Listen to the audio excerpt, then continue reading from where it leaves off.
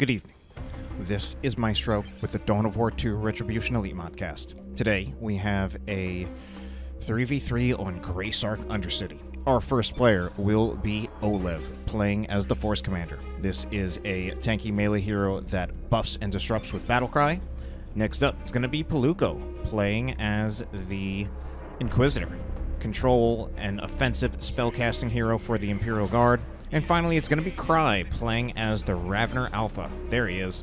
This is a tunneling commander with global mobility and ranged attacks to start out.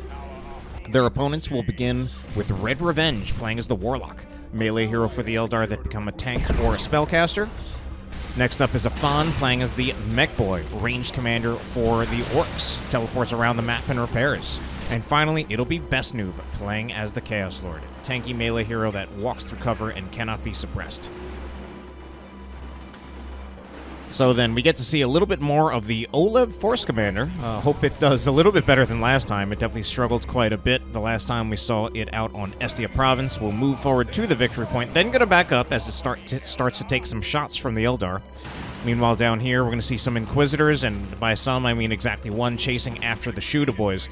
Shooter-Boys backing up, now focus firing on the Inquisitor. Heretics will join in the fight. And this Inquisitor soon to get overwhelmed, cutting it a little bit close here, getting pretty close to going down. 33 hit points, 20. The Ravener Alpha going to join in to try to support. Eventually, the Ravener Alpha will find himself getting suppressed by the Doomblast from those heretics as this Chaos Lord just barely makes it out as well. We've got blue team coming in for support right here with the Sentinel, the Termagants, and the Guards moving in, as well as these Spore Mines. So it does look like red team had a better end of the engagements on the top with RedRevenge forcing oLev off the field. RedRevenge, he's got the double Dire Avenger, so he's got the kind of the earlier squad count advantage against oLev, who did not go for a second scout. Instead, he is bringing out a second tack squad, and that usually takes quite a bit longer. Meanwhile, down here, we're going to see some Hormagaunts focusing on the generator. I think they'll try to finish off this one and then just retreat, as they are soon to be taking a few model losses. 1, 2. Shooter Boys actually disengaged from shooting the Hormagaunts. I think there was a chance that they could have possibly managed to bleed another model. Meanwhile, a lot of generator pressure being put on by the blue team. The Hormagaunts took down one generator in the bottom. Now the Termagants and the Ravener should score another one right here. However, unfortunately for them, Termagants got both suppressed as well as hit by a Warlock Destructor, and the Ravener himself now in melee with the Warlock, so they actually do not succeed in finishing off that generator. Meanwhile, the Ravener Alpha will be taken down. Force Commander is here to try to revive, possibly. Oh no, I think there's just way too much stuff here for him to be able to safely get a revive. In fact, this is most likely going to be a retreat for oLev right here, bringing his double tactical Marines, but the double tactical Marines are suppressed, and then they will be moving off of the field. As we see a pretty early upgrade from Afan's Mekboy, getting the Death Gun. Of course, probably the most interesting thing about getting the Death Gun or even the Beamy Luda on your Mekboy is that you get a setup, not a team actually, since, you know, Mekboy is only one, but you get a setup weapon that can teleport around the map, and that does create some interesting shenanigans in itself. Mekboy is set up, currently not firing at any of the generators, probably just trying to cover the approach of any of the units that come out from the blue team as this Sentinel tries to move up, put some pressure on the Shooter Boys to force it away from the power farm. And we do see that no really significant damage was done to the blue team's power farm right here. Significant damage was, however, done to the Mekboy, as he is now only at about 1/6 of his health. So he will be retreating. We've got red team just backing up right here. RedRevenge will have upgraded to the Merciless Witchblade on his Warlock. Often a good choice against Space Marines. More so if your Space Marine player does have the Assault Marines, which we don't see, but nevertheless pretty good against Space Marines anyway.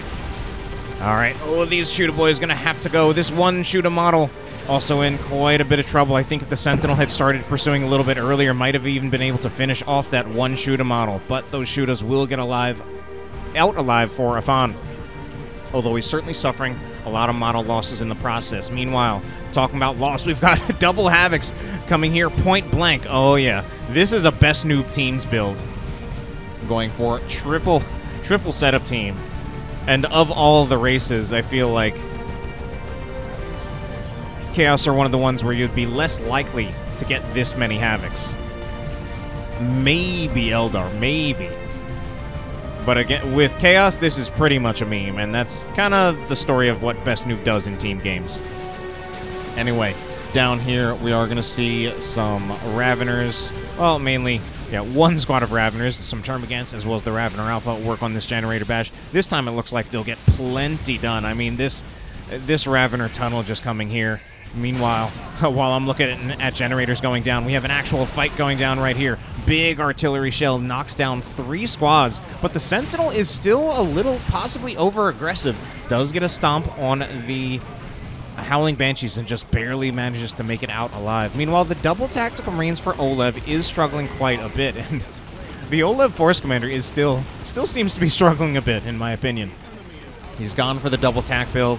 Unfortunately, they're regularly finding themselves getting suppressed by that Mekboy, often bunched up at the same time. Point blank teleport for that Mekboy, looking for that high damage up close that you get when you shoot a setup team that close. The BestN00b also trying to do the same thing, and this is kind of funny.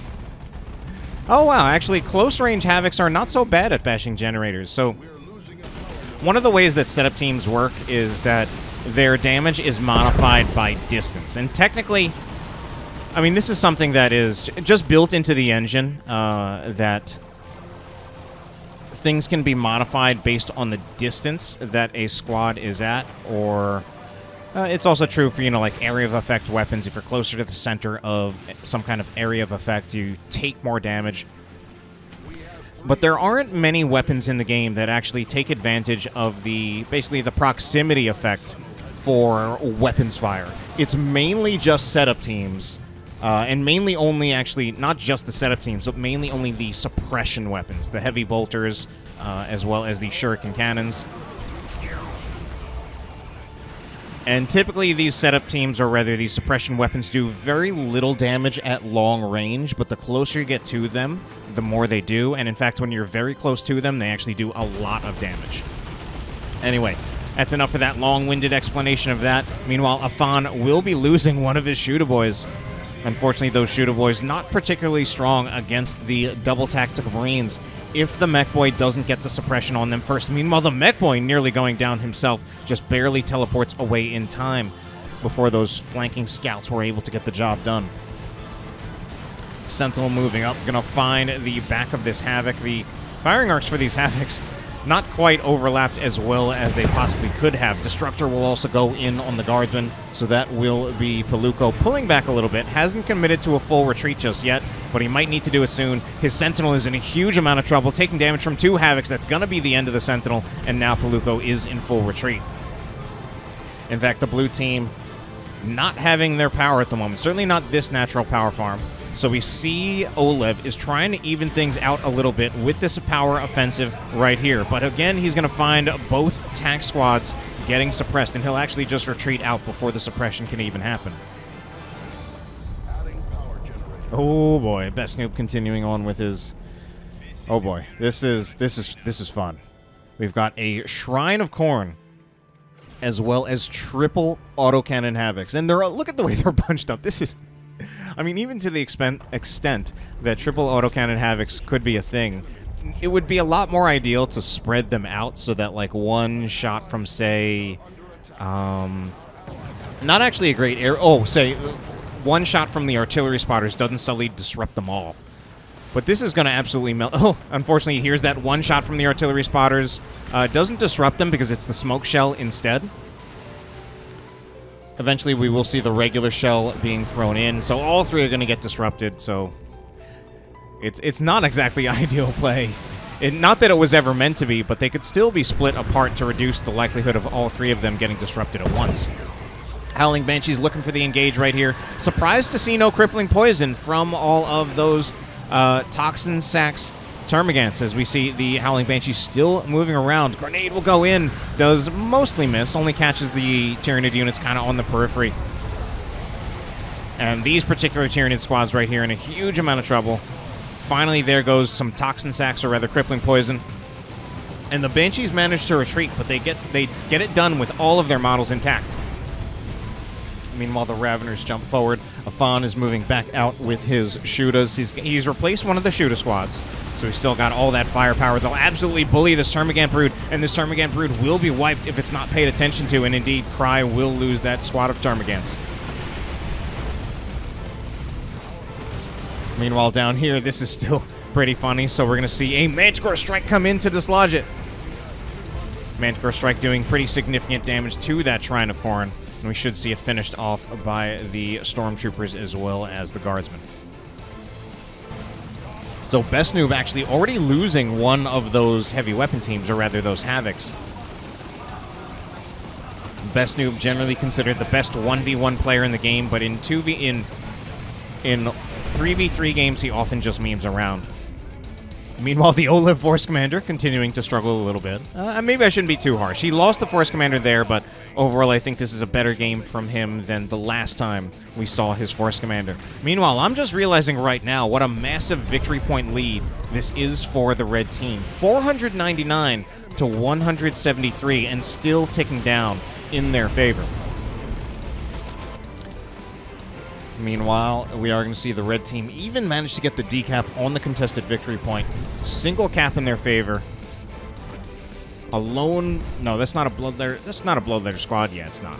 Anyway, it's going to be another Manticore Strike, I believe, just to finish off that Chaos Shrine of Chaos Shrine of Khorne once and for all. Meanwhile, the triple Raveners out... No, the quad Raveners out of Cry. This is pretty silly, pretty oppressive. They're going to try for the Force Melee on that Shoota knob, and they will finish him off. That's another Shoota squad down for Afan. Tank Buster Barrage comes in against the Raveners, does barely any damage, certainly gets a lot of disruption. Meanwhile, that's also going to be the Force Commander down for oLev. Maybe he is kind of struggling with it. All right, Devastator for Marines for oLev, opening fire on these Howling Banshees, suppressing them. They're trying to get infiltrated, but they will also be revealed, and there will also be a Hell Fury strike from Piluco. We've got Stern Guard veterans out on the field for oLev, something that will be very, very powerful against the Eldar. More generator bashing happening by Cry with that Quad Ravener. Quad Ravener is quite silly. It's a massive amount of range damage, since unmodified, I do believe that Raveners have the highest, at least for an unupgraded squad, they have the highest range damage out of any Tier 1 range squad. I believe the only... It's possible that with upgrades, Shoota Boys might do more than them, but I would have to check on that to make sure. But basically, right out of the gate, Raveners do, I believe, 19 DPS per model, which means 57 as a squad, so that's 60-ish. With 4 of these, we're looking at about 240 DPS. So they're just going to be shredding those generators really quickly. Now, the only problem with Cry's build, let's see. I mean, he doesn't actually have... He actually has enough population as well as probably enough resources to get soon to get a Venom Brood if he really needs it. Otherwise, it would be... I mean, it still is for the moment. His build is definitely vulnerable to vehicles. Meanwhile, down here, we're going to see more of the oppression coming from the Quad Raveners. Just the generators do not last very long. That is a warp throw, though! Are we going to see that comboed with anything? I mean, they're pulled in. Oh, I see what Cry is doing. He's actually willing to give up his non-Ravener squads to just get more of them. Finally, we see grenades coming in from the Dire Avengers, punishing those Raveners.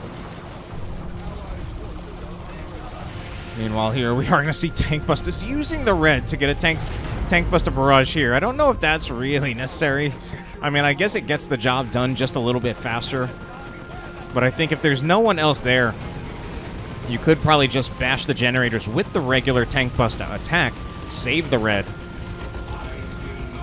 Meanwhile, Shoota Boys right here, they don't stand a chance against double Tactical Marines, especially if one of them is now a Stern Guard veteran squad. The other one level 2 and nearly level 3, so it's going to be doing some increased damage itself.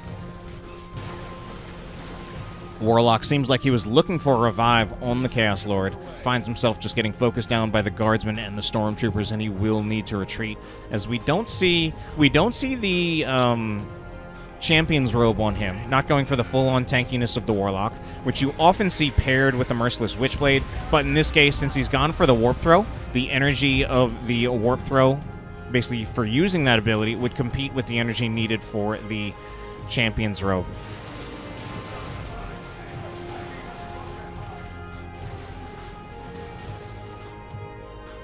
All right, we've got oLev moving down. Pretty small army for him, although not as small as Afan's or BestN00b's, I suppose. BestN00b, in fact, going for pretty much no tier 2 units, and they'll be looking for something in tier 3. Although his team doesn't have a whole lot of power. What a nice set of grenades! One squad wiped there. Another one had, I think one squad was wiped. Either way, certainly a ton of models killed. Cry asking his teammates to wait.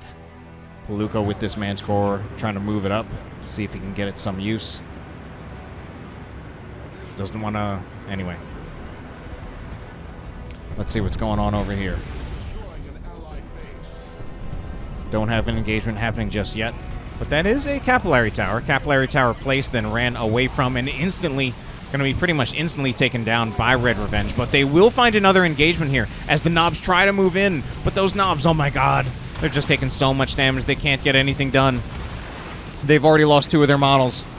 Can they lose more? Raveners didn't seem like they got a great set of... Oh, but there's the warp throw. Warp throw, Banshees engage on top of that. We're not always seeing grenades comboed with the warp throw, but sometimes the Banshee engage is enough. All right, Force Commander does get a special attack that did knock over some Banshees, but eventually he will be forced off, and eventually he will go down as well. Grenade will go in there. Well, we've got the quintuple Raveners out of Cry. Seemingly no vehicles on the other side to do something about this. The Havocs will not last long here if the Raveners focus on them, but they're not. They're instead focusing on, I can't even tell. I guess the Guardian Weapon team could have been focused on because it is suppressing the Raveners. That is slowing a lot of their damage. The Raveners actually getting ripped apart by the Havoc, but there is the Manticore Strike now on the Guardian Weapon team. The Guardian Weapon team hasn't been retreated, and instead it's taken out by the Manticore. Suppression goes in on the Raveners, who I'm pretty sure do not have a jump ready, so they will just need to retreat away from this Knob Squad. Assault Terminators have been called in for oLev. BestN00b is like just not buying anything. Okay, finally he's getting a Land Raider Phobos.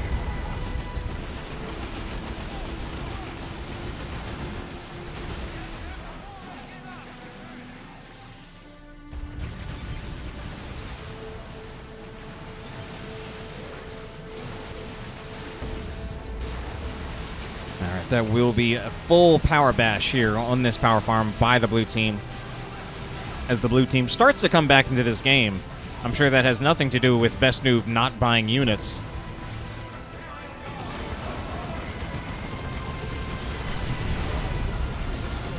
Meanwhile, I think a vehicle was probably warranted on the side of the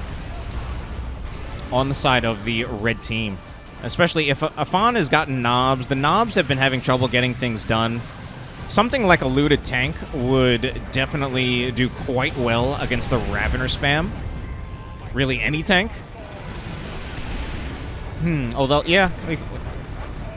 Something like a Predator. Korn or Nurgle Predator would also do quite well into those Raveners. Meanwhile, RedRevenge is going to be chasing down some of those Raveners. There's so many Raveners. Tank Buster Barrage goes in yet again. And it's a double cap for the blue team at the moment, as they do have certainly more units out on the field. BestN00b will finally get his Phobos. RedRevenge, he could afford a Fire Prism, but if he's not going for it, that probably suggests that he's going for something else entirely.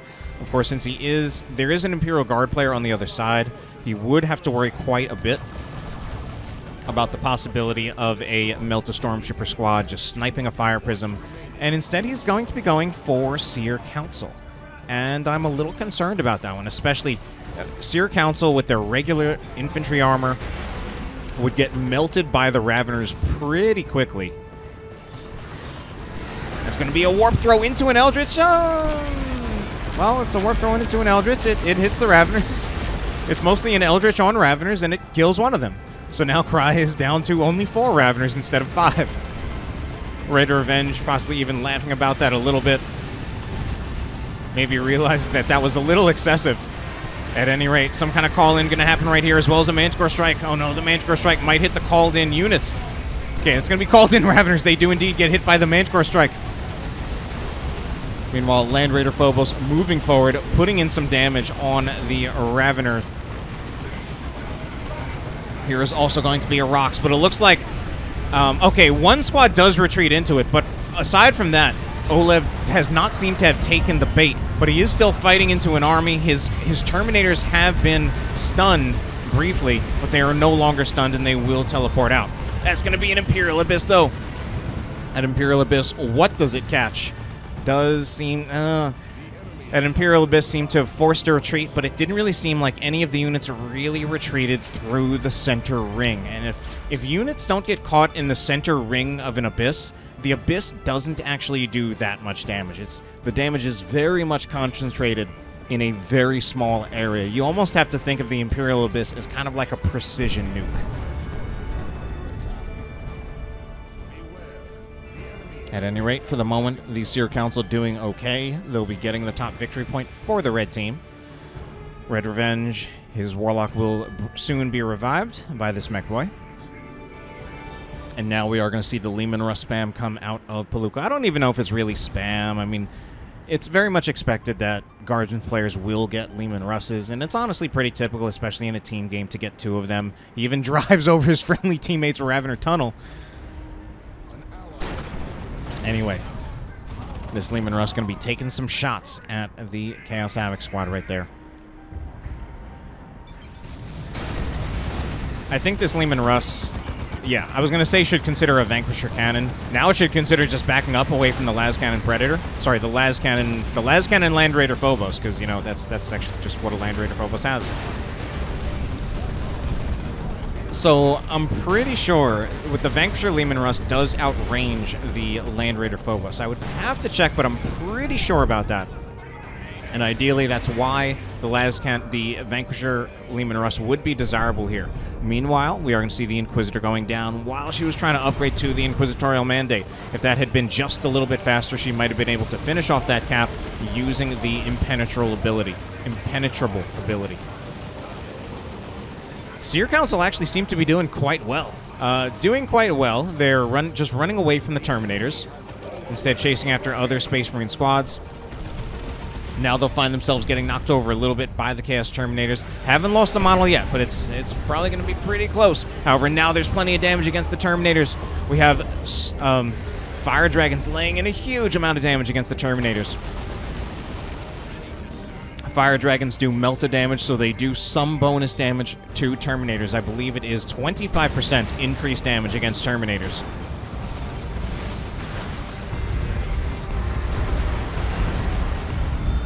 Meanwhile, we do have the Leman Russ is going to be double Vanquisher soon, trying to chase after the Land Raider Phobos from BestN00b. He's got a Predator as well. It is a Nurgle Predator. But soon we're going to have these Tank Hunters coming out to try to help finish them off. Tanks are not targeting the Predators or the Land Raider Phobos at the moment, and we will see Cry lose 2 of his Ravener squads. Oh no, it might be another one going down. This Ravener Brood, I think it's out there alive, but it's so close. 1, and no, it doesn't. The damage over time from the Chaos Predator proves to be too much for it.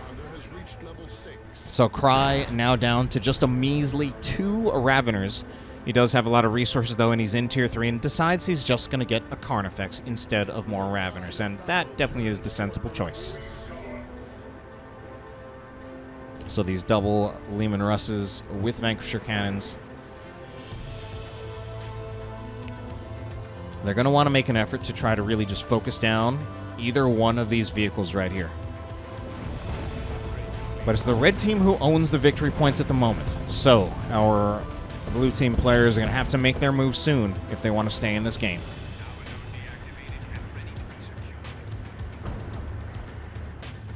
Meanwhile, we've got some Raveners coming out of a tunnel. Unfortunately for them, they're already pretty low. I don't know if he's just giving them up here. Yeah, I don't know what was going on there. So that's another squad of Raveners down. And the Termagants as well. So he's left a single squad of Raveners as well as the Carnifex. Meanwhile, Cry also sitting on a huge amount of red. In fact, we've got a lot of potential nukes potentially ready for this late game. oLev and Cry have one just ready to go. Piluco's not far off. Our red team players, well, they've already used some. With BestN00b, he's still a little bit far off. There is the Tyranna formation. Blue team need to push in with this to try to get a cap somewhere. The Tyranna formation knocking over some of the Orc units. Oh man, knocks over that lone tank buster model, but doesn't actually kill him. Rangers are not even decapping. All right, here's where the big engagement goes. Warp Throw pulls in the Tactical Marines as well as the Stern Guard veterans. One of them will activate, and they shall know no fear. I don't know if it'll be enough, though, as we do see the Stern Guards getting very, very low. The Tactical Marines just retreat out of there, even with, and they shall know no fear active. All right, what other nukes do we have? oLev still with a potential orbital. And the Leman Russ is looking pretty low. This is the point where the Land Raider Phobos was looking low. The Leman Russes can chase it down. Oh, it might not matter because the victory points might just tick down unless we have something happening right here. Oh, it'll be another Abyss. This one from BestN00b, but it's not going to be enough to stop the game from ending. And why would it? Because he was on the winning team anyway. At any rate, I hope you enjoyed it, and have a good night.